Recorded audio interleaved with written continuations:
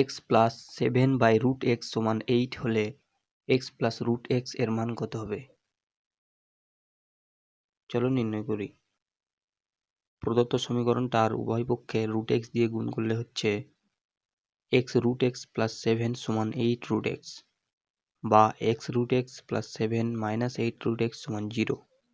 এখন এটাকে লেখা যায় √x এর whole cube minus 1 cube plus 8 minus 8√x সমান 0,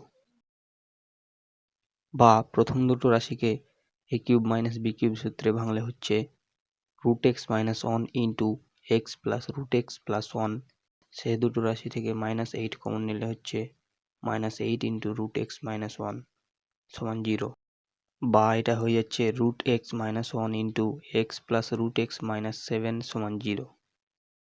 তাহলে এখান থেকে লিখতে পারি √x মাইনাস 1 সমান 0 এবং x প্লাস √x মাইনাস 7 সমান 0।